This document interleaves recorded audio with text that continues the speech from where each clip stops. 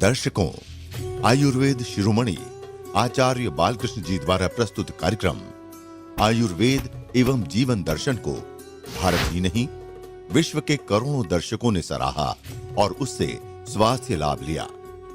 अब हम अपने दर्शकों के लिए आयुर्वेद एवं जीवन दर्शन को नए कलेवर के साथ प्रस्तुत कर रहे हैं। अभी तक आपने आयुर्वेद एवं जीवन दर्शन के इस कार्यक्रम के माध्यम से किसी एक औषधीय पौधे से अनेक रोगों के उपचार के बारे में जानकारी प्राप्त की, लेकिन अब आचार्य जी आपको किसी एक रोग में प्रयोग होने वाले विभिन्न औषधीय वृक्षों, जड़ी बूटियों व घरेलू नुस्खे के विषय में बताएंगे, जिससे आप अपने अनेक असाध्य रोगों से मुक्ति पा सकेंगे। आचार्य जी का मानना है कि परंपरागत आयुर्वेदिक चिकित्सा के द्वारा सभी भयावह रोगों से छुटकारा पाया जा सकता है, लेकिन प्रयास करें कि रोग ही न हो। स्वस्थ रहना उत्तम स्वास्थ्य का परिचायक है। इसके लिए नियमित योग व संयमित दिनचर्या का पालन करें। फिर भी कोई रोग हमें घेर लेता है तो परंपरागत आयुर्वेदिक एवं घरेलू उपचारों के द्वारा उससे निजात पा सकते हैं।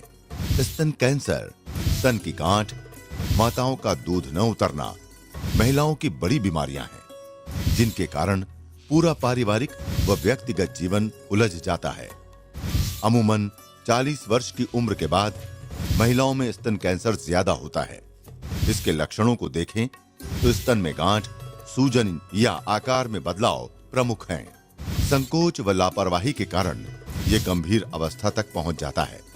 स्तन कैंसर के कारणों में जहां धूम्रपान, शराब, फास्ट फूड और शारीरिक निष्क्रियता बड़ा कारण है, वहीं हार्मोन्स में बदलाव, एक्सरे कराने, कम उम्र में मासिक धर्म का आना और संतान न होना आदि प्रमुख हैं। यदि परिवार में किसी को स्तन कैंसर हुआ हो, उसके कारण भी स्तन कैंसर की संभावना बढ़ जाती है।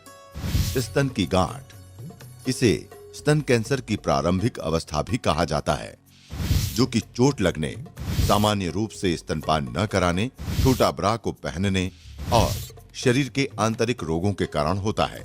सामान्य रूप से यदि स्तनों पर झुर्रियां पड़े, लाल हो जाए, खरोच हो, स्तनों में दर्द हो, निप्पल धंस जाए, निप्पल में खून आए और स्तन में दर्द के साथ ही बुखार आए, तो ये स्तन गांठ के लक्षण हैं। नवप्रसूता महिलाओं में दूध न उतरना भी स्तन कैंसर के कारणों में से एक है।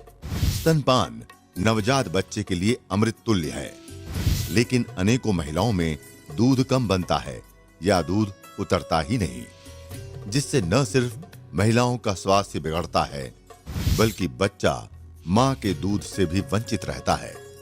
महिलाओं की इन्हीं परेशानियों को देखते हुए आज के अंक में आचार्य बालकृष्ण जी महाराज आपको ऐसे अनेकों आयुर्वेदिक जड़ी बूटियों एवं घरेलू उपायों के बारे में बताएंगे, जिससे स्तन कैंसर, स्तन की गांठ व माताओं के दूध न उतरने आदि की परेशानियों से मुक्ति पा सकती हैं।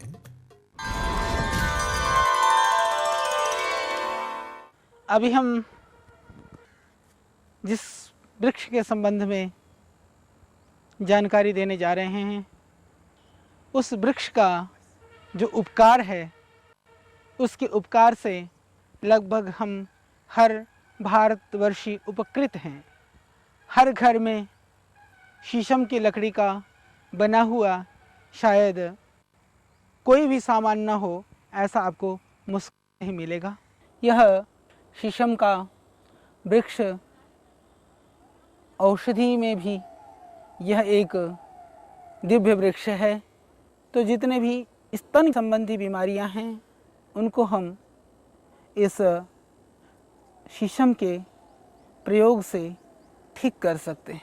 यदि स्तन पे गांठ है, क्योंकि बहुत बार आज देश की बहुत बड़ी आबादी कैंसर से पीड़ित है और उनमें माताओं बहनों में होने वाला जो कैंसर है, यह बहुत कष्ट की बात है कि अधिकांश कैंसर वह स्तन कैंसर होता है। स्तन कैंसर सबसे ज़्यादा होता है जहाँ तक हमें जानकारी है। स्तन कैंसर से बचने के लिए भी यदि शुरू में स्तन के अंदर कोई हार्डनेस है, उसके अंदर कोई सख्तपना है या ऐसा लगता है कहीं गांठ बन रहा है, उस स्थिति पर भी यह एक निरापद प्रयोग है। शीशम के पत्ते को पीस करके नियमित रूप से स्तन पर लगाने से वह गांठ पिघल जाता है और स्तन सही स्वरूप में आ जाता है। और यदि दर्द हो तो इसके पत्तियों को बिना पीसे, आप देख रहे हैं, इन कुछ पत्तियों को तोड़ करके इसको गर्म करके इन पत्तियों को गर्म करके कुछ पत्तियां तवे पे गर्म करें, थोड़ा सा इसमें गाय का घी या सरसों का तेल लगा सकते हैं, लगा करके स्तन के ऊपर बांध दें। क्योंकि बाकी औषधियां संपूर्ण शरीर के दर्द के लिए बहुत उपयुक्त हैं, परंतु स्तन के लिए यह एक बहुत उपकारी और महत्वपूर्ण पौधा है। स्तन दर्द में इन पत्तों को सेक करके आप बांध लें तो आप देखेंगे, गर्म करके बांध लें, गर्म करके बांधने से आप पाएंगे कि इसका दर्द बहुत जल्दी ठीक हो जाएगा। उसके लिए यह बहुत एक दिव्य पौधा है।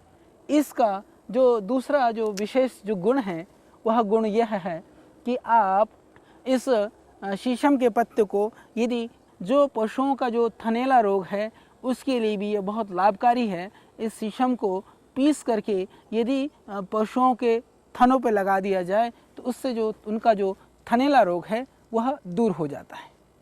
तो उसके लिए ज़रूरी है कि इसको आप थोड़ी ज़्यादा मात्रा में इन पत्तों को पीसें, अच्छी तरह से पीस करके फिर उसके थन पर धीरे धीरे पशु के थन पर लगा करके छोड़ दें।